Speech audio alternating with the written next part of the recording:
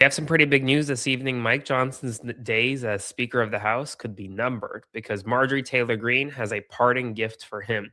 According to MS Now, behind the scenes, she's working really hard right now to do what? To oust him as Speaker of the House before she leaves on January 6th. No, Republicans wouldn't lose the majority, but Speaker Johnson wouldn't be the Speaker of the House. In one last effort to remove Mike Johnson from the speakership 2 years after he won the gavel, after a marathon round of votes following Speaker McCarthy being forced out. Well, Marjorie Taylor Greene's very unhappy. She's very unhappy about the way that Mike Johnson has treated her and her fellow female colleagues in the House of Representatives. And so she's working right now, according to MS Now, behind the scenes to get 9 Republicans to support a motion to vacate to remove Mike Johnson from office. Make sure to like, comment, share, and subscribe. Spread the word if you want to support my work. Click the link below and subscribe to my Substack. Today, let's break down what we're seeing right now. Marjorie Taylor Greene may be resigning from Congress next month, but she's actually weighing one last act of defiance, a long shot bid to topple Speaker Johnson. She has been working behind the scenes to gauge whether there is enough support for a motion to vacate. New House rules, which were adopted at the beginning of this year, require 9 Republicans, or just 9 members, to trigger a vote. Previously, when Kevin McCarthy was removed, all they needed was 1. Now they need 9. One of the sources said Marjorie is approaching members to get to 9 who will oust the speaker. And if we don't get to work on codifying Trump's agenda, anything can happen. Several Republicans have become frustrated, but Greene's effort likely to fail. Why? Because it is very difficult to get to 9. She needs to find 9 Republicans who don't like Johnson enough to remove him as speaker. She says it's not true, and Johnson's office hasn't commented, but at the same time, she's saying she's not doing interviews on this right now. It is indisputable that Greene is one of Mike Johnson and Donald Trump's top critics. She railed against a strategy of keeping the House locked down during the government shutdown. And right now, you're seeing Republican women, as she says, lash out directly at the speaker because he sidelines them and doesn't take them seriously. The consternation with Johnson isn't just confined to Greene. There are several Republicans mad at him and have been discussing a motion to vacate. Remember, Elise Stefanik from New York, who's running for governor of New York, literally came out to the Wall Street Journal and said that Mike Johnson would not have the votes to be speaker if there was a roll call vote tomorrow. I believe that the majority of Republicans would vote for new leadership. It's that widespread. It's not just Stefanik. It's not just Greene. It's also Nancy Mace. It's also Anna Paulina Luna.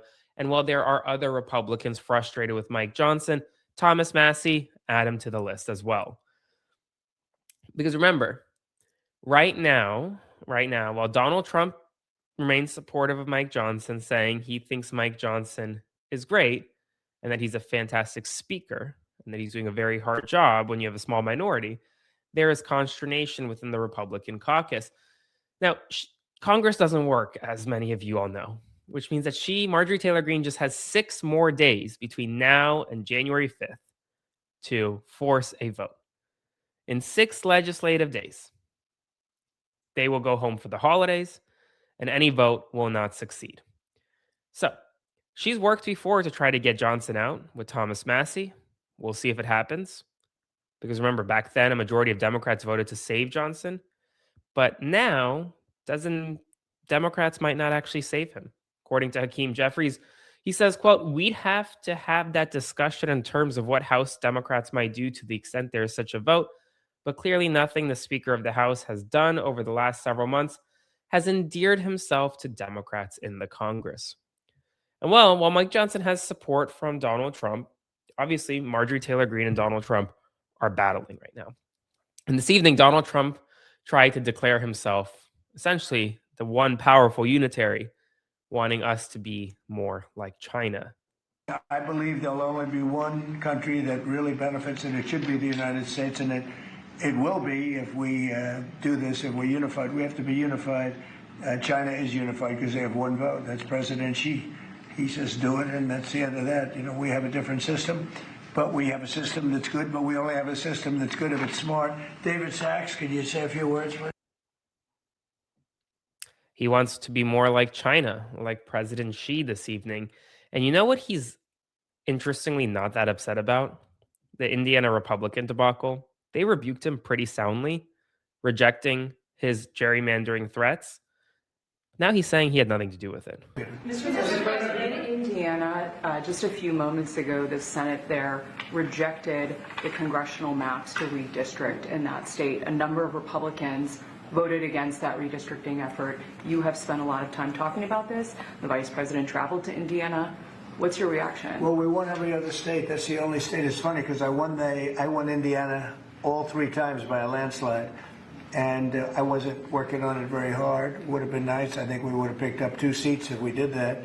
You had one gentleman, the head of the Senate, I guess, Bray, whatever his name is. I heard he was against it. He'll probably lose his next primary, whenever that is. I hope he does, but because he's done a tremendous disservice. I mean, think of it. It's a great place. I love the people there. They love me. You know, we won in a landslide all 3 times. Got tremendous votes. I got record votes. And then there's no reason for doing that. And the Democrats do it to us, so I can't imagine that they do it. But I wasn't very much involved. But there's a man named Bray, as I guess, head of the Senate. Was that Bray? Is that the name, Bray? I mean, I'm sure that whenever his primary is, it's, I think, in 2 years. But I'm sure he'll go down. He'll go down. I'll certainly support anybody that wants to go against him. Now, all of a sudden, he's talking about how he had nothing to do, didn't really work that hard on the Indiana redistricting when, folks, over the past, 3 months, 4 months, he's tweeted more about Indiana redistricting than he's tweeted about healthcare in many instances. That's how much he's talked about Indiana redistricting. The White House sent J.D. Vance, the Vice President of the United States, to Indiana not once, but twice to try to talk and pressure Indiana lawmakers to ram through gerrymandered maps. And that was not successful. Trump was not successful. And well, now you're setting up a situation where the Speaker of the House may have some trouble over the next 6 legislative days. In that time frame, remember, they need to pass something regarding healthcare.